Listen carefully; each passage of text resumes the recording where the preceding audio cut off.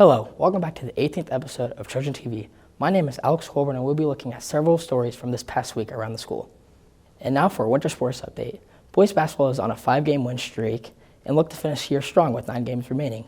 With a 7-2 record, the boys are ranked 7th in 5A basketball. Eli Shetler was recently nominated for the McDonald's All-American game.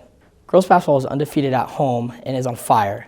With a convincing win over both Salina Central and South, the girls look to have the best finish to a season since the 2015 season. On January 28th, Andover will host its 9th annual Andover Wrestling Invitational, where they have had a wrestler place first twice and as a team twice.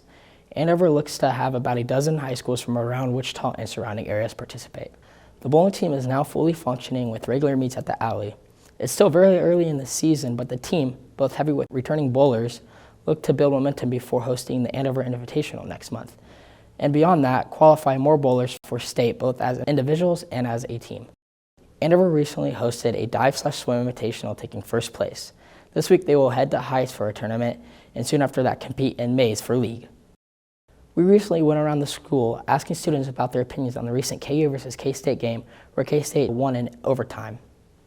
What are your thoughts on the KU-KSTATE game? So even though I personally didn't watch it, I heard about it, and then I saw the results, and I think we should have pulled through.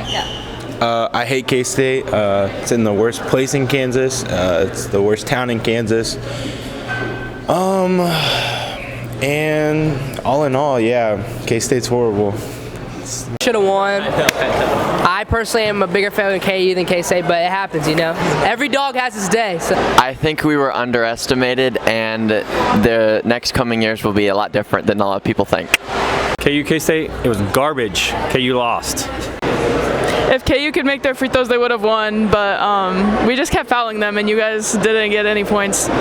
You should have got the ball with 2 seconds left because they were out of bounds and stuff. But also the refs kind of sold the whole game for both teams. But yeah. Keep on. Be quiet. How many nationals? It's just one game, so there's another game. So good luck, K-State. We had a lot of turnovers, so that kind of gets you. But okay. My comments on the game were that I feel like Grady Dick should be played less and that he needs to be put on the bench. Just take a look at this.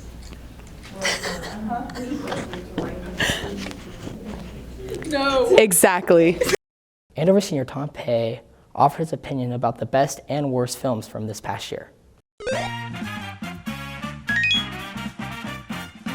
There's some movies I didn't see this year. I'll be honest, I don't really think that any of these would make it onto this list. Maybe Avatar, but even that I doubt. So I'm not going to say it's that big of a deal that I missed out on these. If it wasn't for Christian Bale giving maybe the only bearable performance in this movie, I would have rated it even lower, which is saying a lot for the movie I'm giving the title of Worst of the Year. The comedy in Thor: Love and Thunder is abysmal. I don't care about really any of the characters besides Gore, and you gotta love that modern Marvel CGI. I'm hoping this year Marvel can pull themselves together a bit more, at least before Guardians 3. Damien Chazelle has directed 2 of my all-time favorite movies, so of course I was excited for this one, but man, it did not live up to my expectations at all. I didn't expect it to live up to his previous movies, Whiplash or La La Land, but I really didn't expect to dislike it this much. The music and cinematography are still great, but I don't really like a lot of the characters, especially Margot's.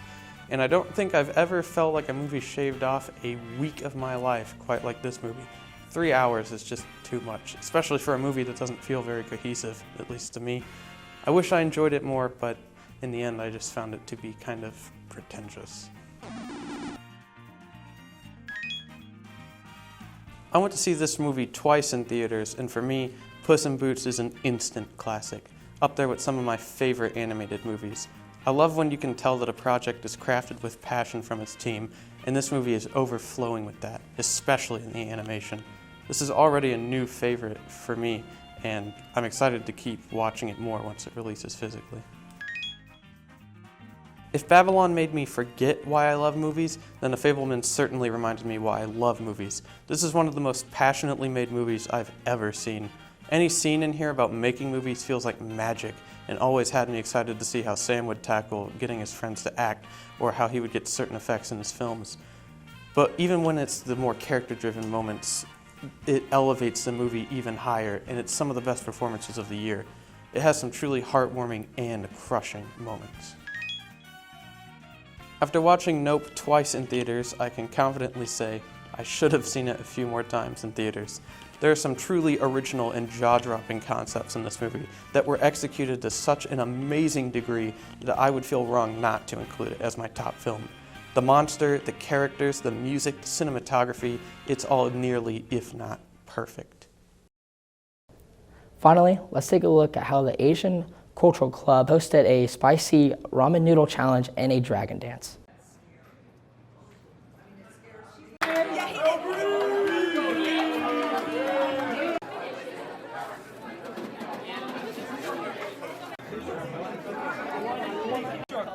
I want to take an exploratory bite. Let's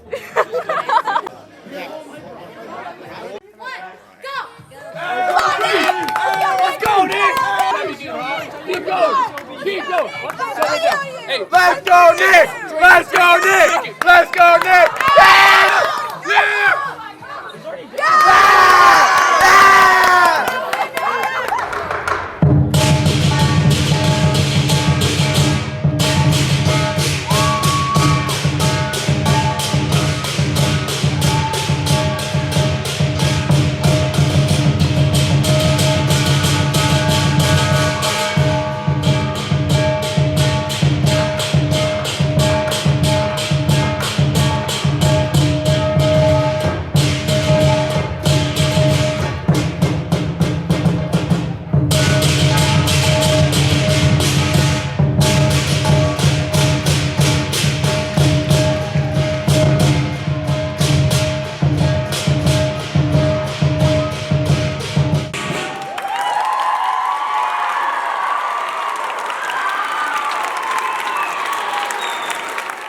Thanks for watching this episode of Trojan TV. See you next time.